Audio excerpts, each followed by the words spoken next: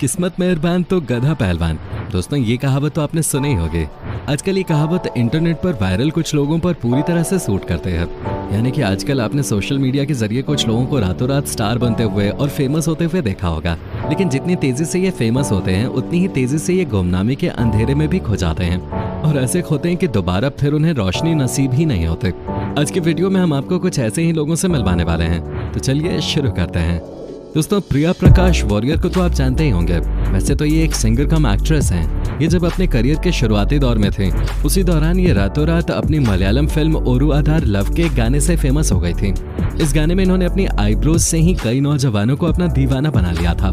जवान क्या, कई सीनियर सिटीजन भी इनकी अदाओं के कायल हो गए थे। हालांकि इन्होंने उस दौरान अच्छी खासी शोहरत हासिल कर ले थे, लेकिन ये शोहरत केवल चंद ही दिनों की थी। मानो उस दौरान कामयाबी इन्हें बस छू कर ही चली गई और फिर कभी वापस लौट कर ही नहीं आई। अपने इस ट्रेंड के बाद ये दोबारा कभी सुर्खियों में नहीं आई। हालांकि ये अभी भी कई फिल्मों में काम कर रही हैं, लेकिन जब से ये ट्रेंड से गायब हुई हैं, तब से इनके फिल्मों को भी कोई नहीं पूछ रहा। दोस्तों आजकल आपने भुवन बद्याकर का नाम तो जरूर सुना होगा। अगर नहीं सुना है तो पिछले कुछ दिनों से आपने इंटरनेट पे कच्चा बादाम गाना तो जरूर सुना होगा। लेकिन क्या आप जानते हैं कि ये गाना जिसने गाया है उनकी क्या सच्चाई है? वो कैसे फेमस हो गए, उनके साथ फ्रॉड कैसे हो गया, और वो जैसे अर्श पे गए थे वैसे ही कैसे फर्श पे आ गिरे? चलिए आपको बताते हैं। दोस्तों भुवन बद्याकर एक साधारण से मूंगफली बेचने वाले इंसान थे, जो वेस्ट बंगाल के बीरभूम जिले के रहने वाले हैं। ये अपने आसपास के एरियाज में मूंगफली बेचते थे। ये जब भी किसी नई जगह जाते थे तो मूंगफली बेचने के लिए कच्चा बादाम गाना गाते थे।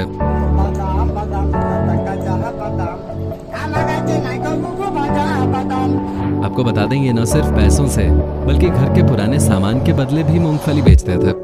एक दिन ये ऐसे ही मूंगफली बेचने के दौरान गाना गा रहे थे कि तभी किसी ने इनका वीडियो बनाकर सोशल मीडिया पे डाल दिया और देखते ही देखते ये फेमस हो गए। जिसके बाद किसी ने इनके गानों पे बीट्स डाले तो किसी ने इनके गाने को रिमिक्स किया, तो कई खूबसूरत लड़कियों ने इनके गाने पर ठुमके लगा दिए। फिर क्या था, हो गया इनका गाना वायरल। देश तो देश, विदेशों में भी इनके गाने को सुनकर कई विदेशी सुंदरियां अपने आप को नहीं रोक पाई। लेकिन दोस्तों सच्चाई यहीं खत्म नहीं होती।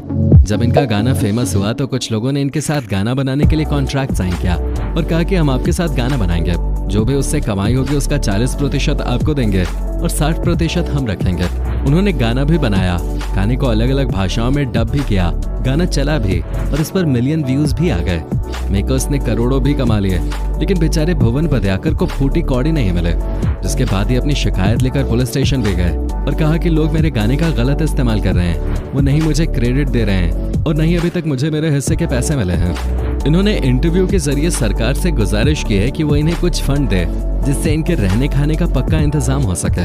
ऐसे ही दोस्तों एक और सिंगर थी रानू मंडल, जो कुछ सालों पहले बहुत ज्यादा फेमस हुई थे। दोस्तों एक समय था जब वे वेस्ट बंगाल के लोकल रेलवे स्टेशन पे गाना गाया करते थे और उससे अपना गुजर बसर किया करते थे। जिसके मन में आता वो इन्हें कभी 1-2 रुपए दे देता, कभी कुछ खाने के लिए दे देता। लेकिन एक दिन ये लता मंगेशकर जी का फेमस गाना एक प्यार का नगमा है गा रहे थे। उसी दौरान एक शख्स ने इनका ये गाना रिकॉर्ड करके अपने फेसबुक अकाउंट पे डाल दिया और देखते ही देखते इनका ये गाना वायरल हो गया। जिसके बाद इस गाने को हिमेश रेशमिया ने सुना। वो गाना सुनकर काफी इंप्रेस हुए। जिसके बाद हिमेश ने रानू मंडल को अपने रियलिटी शो में बुलाया, जहां रानू मंडल ने गाना गाकर सभी जजेस को अपनी परफॉर्मेंस से खुश कर दिया। जिसके बाद हिमेश रेशमिया ने कहा कि आपको अपनी नेक्स्ट फिल्म में गाना गाने का मौका दूंगा। वादे के मुताबिक उन्होंने उन्हें अपनी फिल्म हैप्पी हार्डी एंड हीर में गाने का मौका भी दिया, जिसमें उन्होंने तेरी मेरी कहानी गाना गाया। जिसके बदले में हिमेश रेशमिया ने इनको इनकी फी दी और कहा कि आपको अब आगे बढ़ने से कोई नहीं रोक सकता। देखते ही देखते रानू मंडल एक स्टार बन गई, लेकिन जिस इंटरनेट की आबादी ने उन्हें सराखों पे बिठाया था, उसी ने उन्हें रातों रात जमीन पर लाकर पटक दिया। दरअसल हुआ दोस्तों यूं कि इनकी बढ़ती लोकप्रियता को देखकर कई लोग इनके फैन बन गए, लेकिन उसी बीच ये भी काफी एटीट्यूड में रहने लगे। इनकी कई वीडियोस वायरल हुई, जिनमें कभी अपने फैंस को कहती कि मेरे को टच मत करो, मेरे से तमीज से बात करो। ऐसा करते हुए इनकी कई वीडियोस वायरल हुई, जिसमें ये अपने फैंस से गलत तरीके से बात करती नजर आ रही थी। फिर क्या था, जिन लोगों ने इनको सराखों पे बैठाया उन्होंने इनको जमीन पे भी लपटका और आज ये वापस से वहीं आ गई हैं जहां से इन्होंने शुरुआत की थी। दोस्तों अगर आप भी जोमेटो से खाना ऑर्डर करते हैं तो आप सोनू को तो जरूर जानते होंगे। वही सोनू जिसके स्माइल के लाखों लोग दीवाने हो गए थे और उन्होंने सोनू को रातों रात ही स्टार भी बना दिया था। कई बड़े बड़े यूट्यूबर्स ने तो इनके साथ व्लॉग्स भी बनाए थे। दरअसल दोस्तों ये अपना घर बार चलाने के लिए जोमेटो में डिलीवरी बॉय का काम करते थे।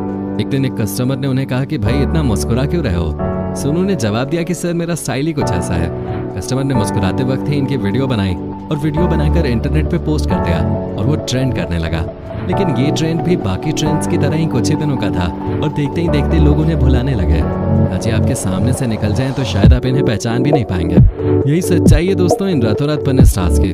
तभी तो आज भी सोनू जोमैटो में डिलीवरी बॉय का ही काम कर रहे हैं। दोस्तों संजीव श्रीवास्तव को तो आप जानते ही होंगे, शायद आप इन्हें डब्बू अंकल के नाम से जानते होंगे। इनकी कहानी कुछ अलग ही है। ये बचपन से ही गोविंदा के फैन रहे हैं। ये अपने घर पे गोविंदा के गानों पर डांस किया करते थे। एक दिन ये शादी में गए हुए थे जहाँ कुछ लोगों ने इनसे रिक्वेस्ट की कि अंकल आज कुछ डांस हो जाए। फिर क्या था, डब्बू अंकल ऐसा नाचे कि शादी में ही लोग इनकी वीडियो बनाकर सोशल मीडिया पर पोस्ट करने लगे। देखते ही देखते डब्बू अंकल रातों रात ही स्टार बन गए। इनके इसी डांस की बदौलत इनको गोविंदा से लेकर सलमान खान तक ने अपने शो में बुलाया। कई जगहों पर तो इनका डांस देखने के लिए इन्हें गेस्ट अपीयरेंस के लिए भी बुलाया गया। लेकिन धीरे धीरे करके फिर लोगों ने इन्हें भुलाना भी शुरू कर दिया। लेकिन दोस्तों अभी भी ये अपने उसी काम में लगे हुए हैं। खैर कुछ भी हो, डब्बू अंकल डांसर कमाल के हैं। दोस्तों अब हम आपको उस फेमस इंसान से मिलवाने जा रहे हैं जिसने असल में अपनी कामयाबी का फायदा उठाया है।